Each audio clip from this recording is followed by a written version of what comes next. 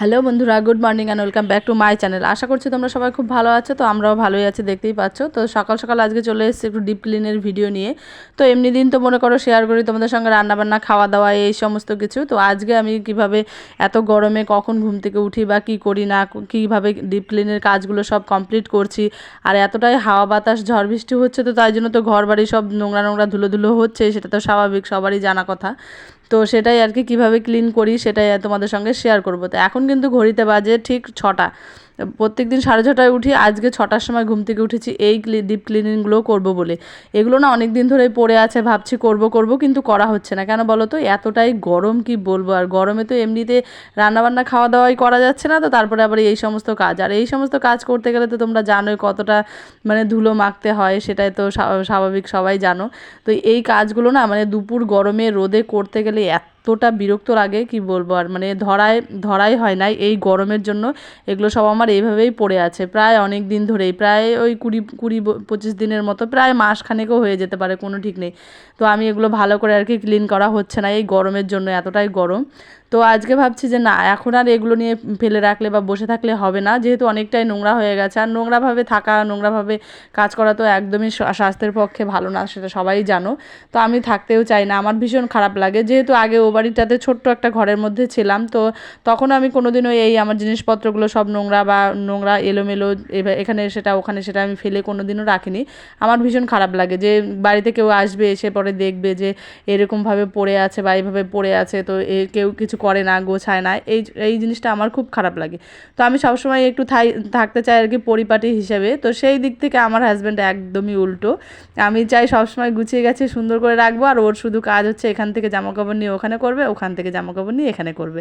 তো এটা নিয়ে আমাদের মধ্যে ভীষণই ঝগড়া ঝামেলা হয়। কোনো একদিন যদি ও মানে অনুমতি দেয় বা বলে যে হ্যাঁ শেয়ার করো, তাহলে আমি তোমাদের সঙ্গে এই জিনিসটা শেয়ার করবো যে জামাকাপড় ও যখন এলোমেলো করে তখন আমরা কীভাবে ঝগড়া করি।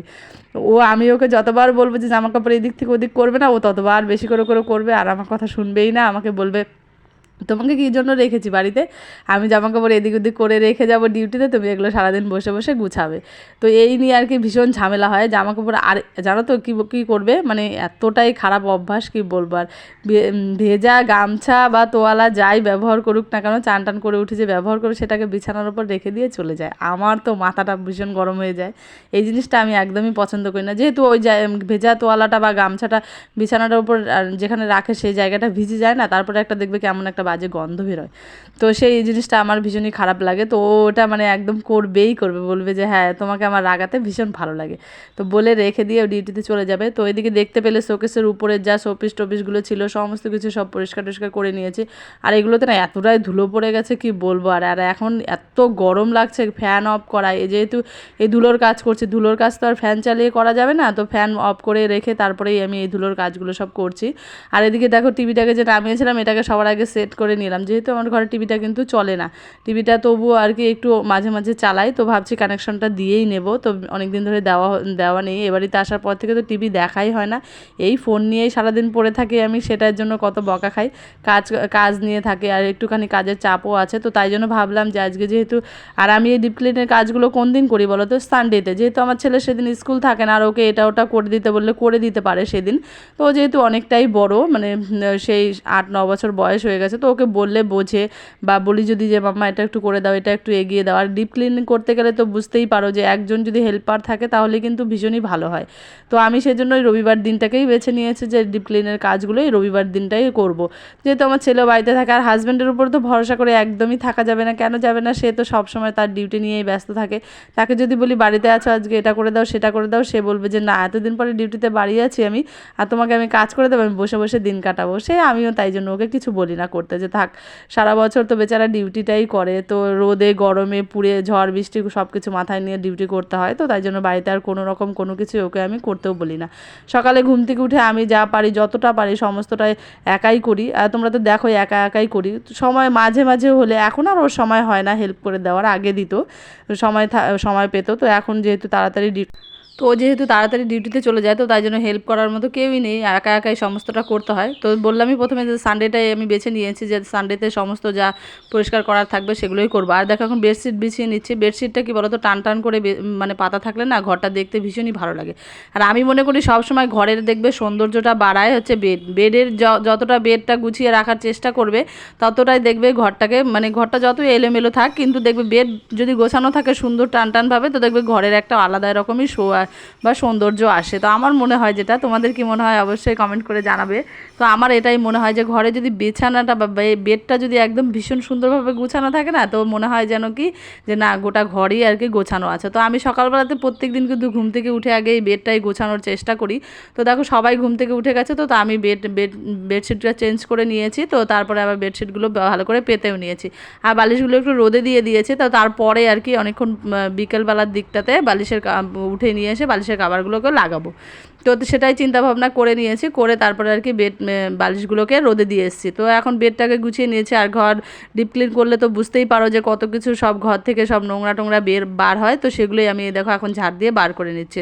তো আমার ঘরে ডিপ ক্লিন করা কমপ্লিট, সমস্ত কিছু কিন্তু নামিয়ে রেখে দিয়েছি, কিছু আর আজকে ধোয়াধুয়ি করবো না। তো সেগুলো পরের দিন আর কি ধোবো, যেহেতু এগুলো করতে করতে আমার অনেকটাই বেলা হয়ে গেছে। আর এ ঘরে এসে দেখছি ফ্রিজের ওই উপরের কভারটা আমি সেদিন ধুয়ে দিয়েছিলাম, তো সেটা আর নামাতে হবে না দেখলাম। আর এই যে এখানে দেখতে পাচ্ছ একটা শোকেসের মতো আছে, তো সেটার উপরের কভারটাকেও আমি সেদিন ধুয়ে দিয়েছিলাম, 2-3 দিন হলো মনে হয়।